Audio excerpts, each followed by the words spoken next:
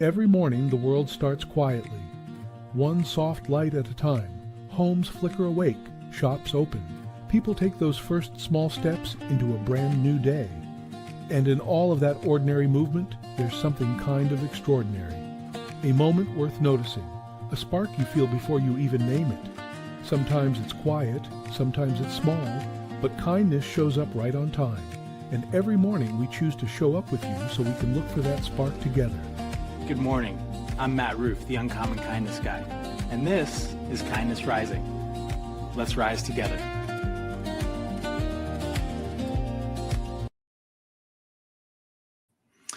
Keith wins the prize. Welcome in, Keith.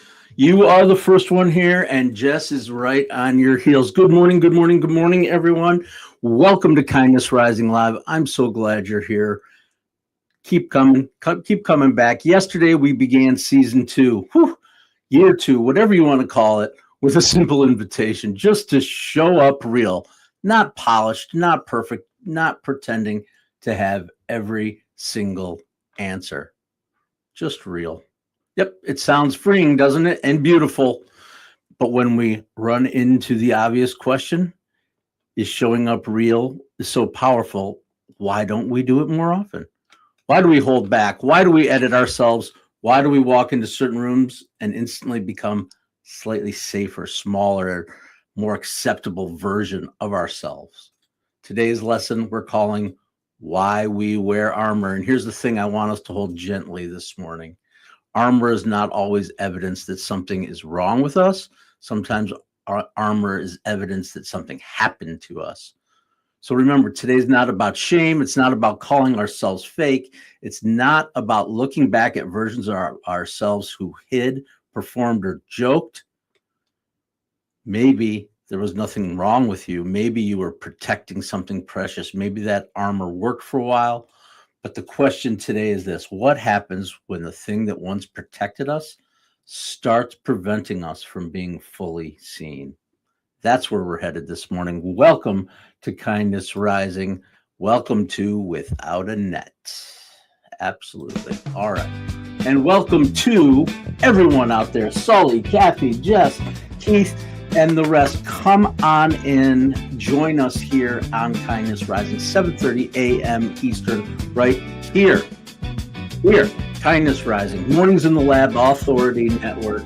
We are it. It's where it's happening every single day. People are building their authority, going live, showing us what they're made of and their expertise. And I do the same with people like my mother, who's showing up. Roseanne, good morning, good morning, good morning. I am glad you're here. The rest of the world, get involved out there. Say hello to the Kindness crew. Join us every morning for a little bit more high fives for humanity and a little less rage bake to get your day started. All right, let's bring the tunes down. We got excited for a second there.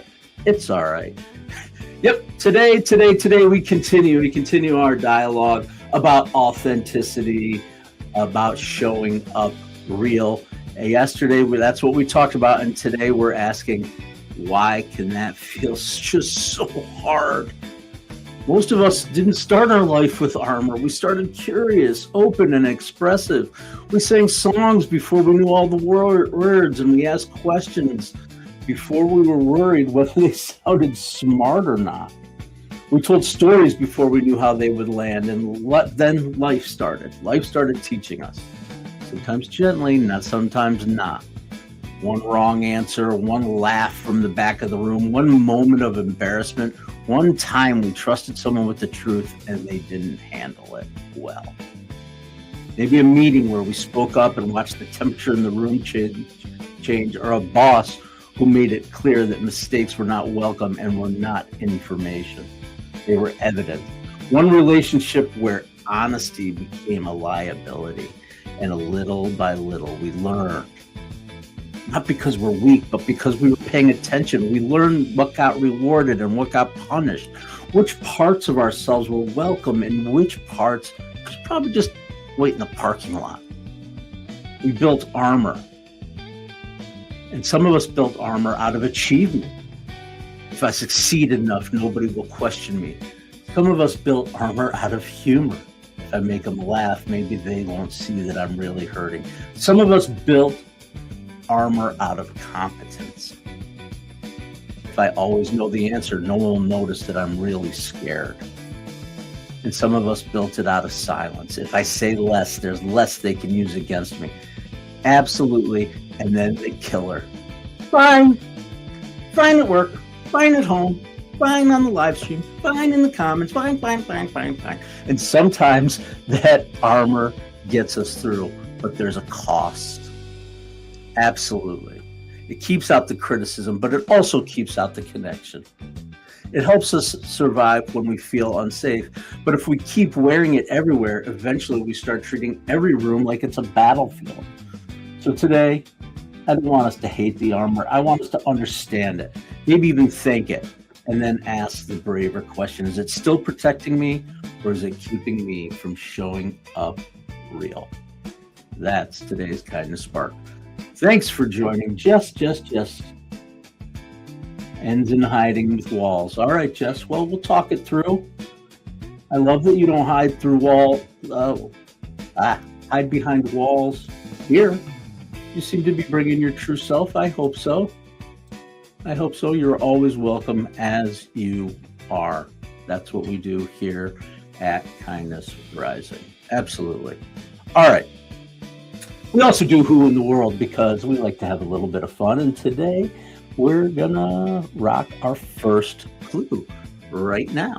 Right now, our Who in the World, 3 clues throughout today's episode to guess a person who might be celebrating something today or have something relevant to say about our topic. Here is our first clue. He was born Richard Starkey, but the world came to know him by a much shorter name. That's one of those ones, if you know, you know. If you don't, you don't. Start working the thoughts. Famous person named Richard Starkey, and we will do our kindness spotlight and then keep yakking. Another clue is coming up in just a minute. But first, our kindness spotlight, shining a light on a good organization doing good work for good people. And today is no different, and I happen to know this one very well from my career in hospitals and health systems. I'm talking about an organization that many of us in the hospitals and health systems thought was a giant pain in our ass. True story. But also very, very important because they make sure that we stay on track. Third-party evaluation. I'm talking about the Joint Commission on Accreditation of Healthcare Organizations. Maybe. Oh, I almost gave away the last clue. What's happening? What is happening all over my screen? All right. I'm talking about the Joint Commission's Speak Up program. Of course, it connects to why we wear armor. Joint Commission is the major organization in American healthcare focused on quality and patient safety. Hospitals, healthcare organizations look to the Joint Commission for standards and accreditation and guidance. But what I actually love about the Speak Up program is that it brings safety down to a very human level. It reminds patients and families that they are allowed to ask questions, allowed to raise concerns, allowed to say, I don't understand, or something doesn't feel right. And that matters because healthcare can be intimidating, of course. Titles, white coats, machines, medical language, stress and fear. And when people are scared, overwhelmed, or unsure, they may just put on some armor. They may nod even when they're confused, and they may avoid asking that question. Absolutely. But the Joint Commission encourages patients and advocates to take an active role in their care by offering easy-to-use education materials, infographics, and videos to help people ask good questions. Absolutely, that is the Joint Commission reminding us that one of the kindest things as a system is to give people permission to use their voice. Whew, I got through that one. Can't help but to say that as I'm delivering that content, I'm also thinking about all the times that I got the call, Joint Commission is here. We had a whole protocol process. Boom, they show up at the door, certain things happen. System, yeah. oversight, but they actually do really, really good work. And actually, it's something you want to look for in your hospital. I'm not sure that there's many hospitals left that aren't Joint Commission accredited. The geeky reason, not the geeky reason, the real reason why is that Medicare and Medicaid require it for payment, or it becomes a, anyway, once you have Joint Commission accreditation, you can get Medicare and Medicaid payment, and they can take it away from you if you lose that accreditation. That's the biggest reason. Okay, a little bit of hospital health system knowledge for you. Cheers. All right. Yes, Jess, I love that. Oh God, I keep forgetting to put the comments on the stage too for y'all. I think everybody can see though. I think we're all in the same feed, but in case we're in horizontal and vertical, now you can see people's comments. The internet has given Jess a place to start spreading her wings. Me too. Remember my question? Remember my story from last February? I was afraid to post. Ridiculous. It's not ridiculous. It's actually not ridiculous. We all start from that place of fear and of uncertainty. I'm sorry. I look back and think I was ridiculous because I was ready and I have lots to offer. And I know you do too, Jess. So I think, yeah, the wind beneath my wings. All right, Mom, did you see that in Jess's comment? It's one of our family songs, of course. Of course, it is a big one. All right. But let's change around a little bit. Wait, that happened. Let's do wait, that happened. Wait, that happened today. Yes, every day we talk a little bit about something that happened on this very same day in history. And we're going way back, way back to the year 1456. July 7th, 1456. What? Today, Joan of Arc was officially cleared of the charges that had led to her with my pink pen, had led to her execution 25 years earlier. Obvious reason why this fits today, Joan of Arc wore armor. A teenage girl who stepped into battle in a world that had very clear ideas about who was allowed to be the leader and who was allowed to fight. But that's not what this is about. It's not about the metal armor. It's about the deeper story. It's about what happens when a person is misread by the world around them, condemned in 1431 and executed at just 19 years old. And then 25 years later, they had a retrial. Didn't do her a lot of good. The original verdict, though, was overturned, and the court declared that the earlier trial was null and void. History looked back and said, we got this wrong. We got this wrong. Sometimes some people are only understood after the room has already judged them. That's what should make us pause, and that's today's lesson in why we wear armor. Sometimes we've learned that being fully seen doesn't mean being fairly or fully understood. And sometimes people armor up because they've been misread, misjudged, dismissed, labeled, or reduced. They brought something true into the room, and the room didn't have the capacity to hold it. So the next time they came in guarded, right? Because they were too curious, too sensitive, too honest, too weird, too emotional, all those things. Just remember this, though. Joan's story gives us this lesson. The first judgment isn't always the final truth. The way one room saw you is not the complete story of who you are. The worst interpretation of you is not the most accurate one. Absolutely. We have to build rooms where people can be seen more fully. That's what we're doing here on Kindness Rising. That's what we do on Mornings in the Lab. Joan of Arc's story reminds us that armor may protect the person, but a safer culture in our organizations, in our institutions, that's what can protect the truth, and that is the work.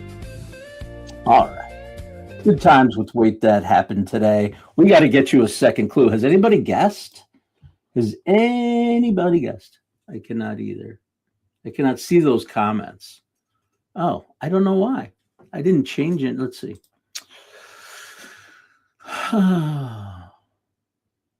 In the, I don't know if there's a setting. I'm going to have to figure out if there's a setting. Sorry, guys. I can't really see an obvious fix to that, but thanks for the feedback. I will share them out loud. I can also do something like this. Let's see. Does that look better when we want to highlight a comment? That's Jess. The wind beneath her wings. All right. Clue 2. Holy moly, time is flying, and we're late on clue 2. Everybody's chomping at the bit. What? Our first clue, if you remember, Richard Starkey. Who the heck is Richard Starkey? Never heard of that person.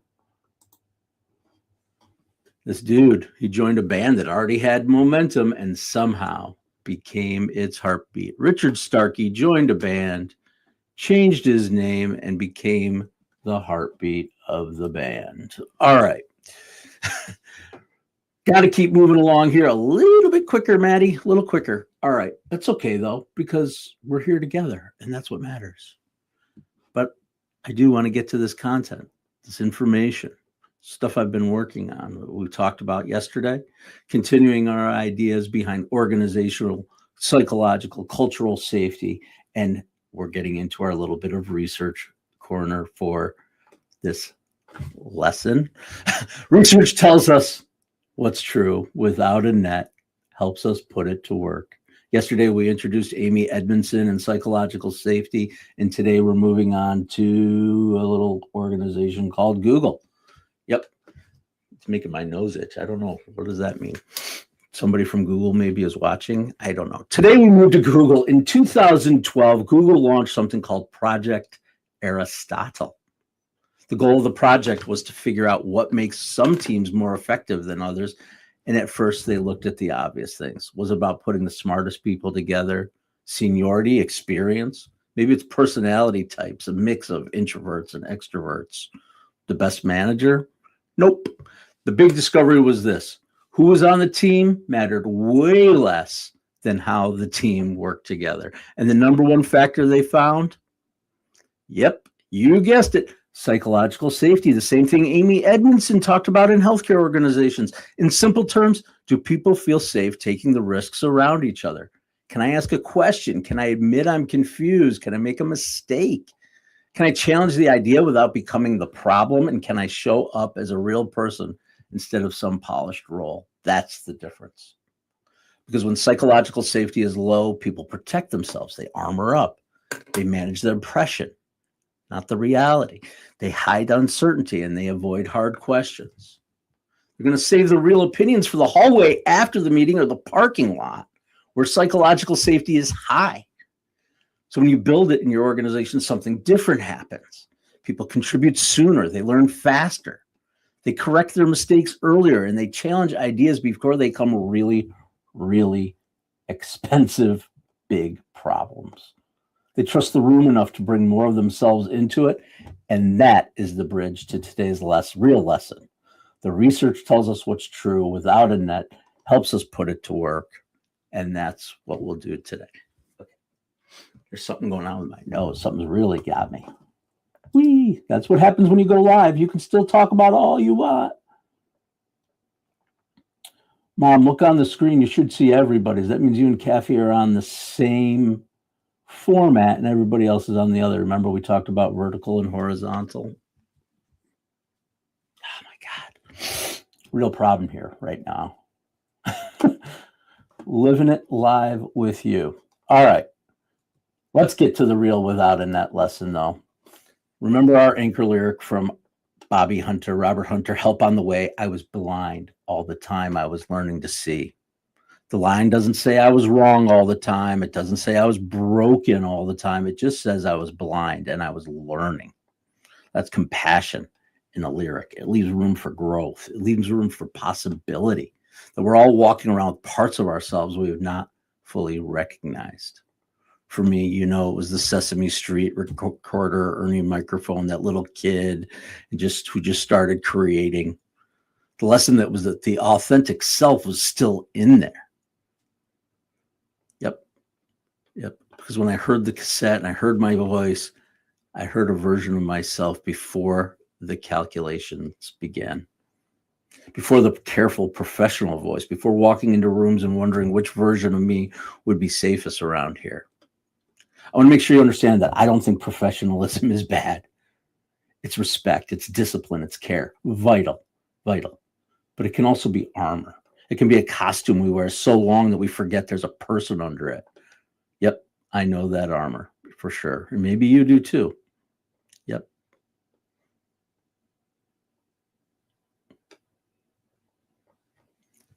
Sorry, I'm scrolling fast through my screen because I already said a lot of this stuff and I'm trying to move things along here. But that's what I'm talking about. I'm talking about why psychological safety matters. If we want people to take off their armor, we cannot just tell them to be brave. It's not enough. Speak up, be authentic, bring your work to yourself, bring your whole self to work, excuse me. Those are the ideas. But if the room punishes honesty, those are just slogans. So we have to live it. Yep. We have to see it. The goal is not to rip the armor off all at once. The goal is to start seeing it. All right. That's it. That's the without a net for today. I call that my customer service face. Yes, we all have a customer service face, Jess. Don't we? Hi. I'd like to rip your face off, but I'm smiling at you. You know what? We catch more flies with honey. Absolutely. It's recognizing it in the moment. I'm not always the best at it myself either. All right. Last clue. Come on, Maddie. Get a clue. Here's our clue. Anybody got a guess yet? I don't hear any guesses. Maybe I was a little too subtle. Richard Starkey, but the world came to know him by a shorter name. This joined a band that certainly already had momentum, but somehow became its heartbeat. All right. Our last clue should be the one that gives it away, I think. Every year he rings out his birthday message. Peace and love. Peace and love, peace and love, peace and love. Do you hear it? Do you know him? He rings out his birthday message. A guy who was the heartbeat of a band. All right. I'm being a little pugnacious. Is that a word? Is that the right word? I don't know. I'm just being... Oh, Jess got it. All right. Good job, Jess. There he is. All right. But we got to get to the compass first. Let's not get ahead of ourselves. Oh, Lord. Yep. Today, and every day here on Kindness Rising Morning Lab Network, we bring you ideas, things that can move you from thought to action. That's it. We like to yakety yak. A lot of advice here. Put it to work, and you're going to have a kinder, gentler, better life. Today's practice is noticing the armor. Yep, our compass is notice the armor. Don't judge it. Don't hate it. Don't rip it off all at once. Just notice it. Here are 3 ways to rise with kindness today. Ask yourself, where am I performing safety instead of actually feeling safe? That question can reveal the rooms where you're spending more energy protecting yourself than contributing. What armor once protected me but may now be limiting me? Not every survival strategy is meant to become a lifelong strategy. Can you shed some of it? How can I make one room safer for someone else to lower their guard? When we stop punishing honesty, people stop needing quite so much armor. That's today's compass. Make one room safer. Ask yourself, what armor once protected me? And where am I performing safety instead of actually feeling safe? I think those are 3 pretty thought-provoking questions for us today. That's it. Notice your armor. Okay. Jess jumped in with Ringo. Oh my gosh, I was going to make Jess, you're great. That's hysterical. Loved him as the train conductor on Shining Time Station. Well, absolutely. I was going to make the Thomas the Tank Engine a clue, and I thought people wouldn't have any clue that he was on Thomas the Tank Engine, but apparently you jumped in there. Mike, good morning, Sully. Questions are so important for introspection and development. Absolutely. That's all that matters. Just ask a question instead of like making a statement or declaring something or being set in your ways. Ask a question. Ask a question. I think Ringo probably asked some questions along the way. Richard Starkey, there's a trivia for you. RS, Richard Starkey, Ringo Starr. Makes sense to me. Yep. He joined the Beatles after they were already moving along. Pete Best, the former drummer, he entered one of the most intense cultural storms in musical history. Yet his role was never about being the flashiest person in the room. Definitely not. Check him out. But he kept the beat. He brought the humor and the steadiness. He brought a kind warmth that helped hold the room together. And that, of course, connects to today's lesson because sometimes armor does not look like toughness. Sometimes it looks like being easygoing. It looks like always being the good sport. It looks like keeping the beat, the backbeat. The king of the backbeat, Ringo Starr. While the louder personalities get the most attention. Absolutely. He showed us, as most drummers do, that steadiness matters. Absolutely. And I love that. His peace and love, peace and love, peace and love. It's not a bad compass, especially for a day where we're talking about taking the armor off, because sometimes the person keeping the beat is helping everyone else feel safe enough to play. Thanks, Ringo. Pretty cool gent. All right. All right, that's it for today. I hope this was helpful and interesting and enlightening, community building, whatever, inspiring maybe? I don't know. Maybe inspiring. I aspire to inspire? I guess I do, but that's whatever. I just want us to get together and hang out and get the day started with a little bit of hope, humanity, and heart here on Kindness Rising, where we shed our armor. I'll tell you, there's two guys over at Mornings in the Lab that don't wear armor. Yeah, absolutely. Leading the way in sometimes TMI honesty, but we love them. We love Keith and John over at Mornings in the Lab with Keith, John, and friends. Today is Tuesday. We've got Sarah Barnes Humphrey starting up or getting going today. We've got Cheryl Whitaker tomorrow. Don't forget that. And we've got new show on the Roofing Authority Network come Thursday. I forgot the exact details. I'll need to bring it to you. But no armor, no filter. That's true. That's true, Sully. No armor, no filter on the Mornings in the Lab with Keith, John, and friends every single day, 8 a.m. to 10 a.m. Eastern. But their point is this, to get you up with a little bit of energy, to not hit the snooze button. You never know what the topic, what the guest, what the heck is going to happen over there. And you don't know about What the Truck either. We're going to do a What the Truck on Friday at 10 a.m. Friday at 10 a.m., What the Truck with Paul Riedner and Adam House. And they're going to have a guest who we've seen on Mornings in the Lab, but he's coming back, a guy named Nick Umble. Military vet and strongman. Good guy, Nick Umble, coming up Friday, 10 a.m. on the Mornings in the Lab Network. All right, that's it for today. It's been a blast. As always, I appreciate every single one of you who comes out every single day. And just remember to come back to this question we started with. Why do we wear the armor? Somewhere along the way, the armor helped. It helped us survive in rooms that did not feel safe. So today, just remember, sometimes that armor helps us keep from being fully seen, but it's not about shame. It's about awareness. It's about learning to see.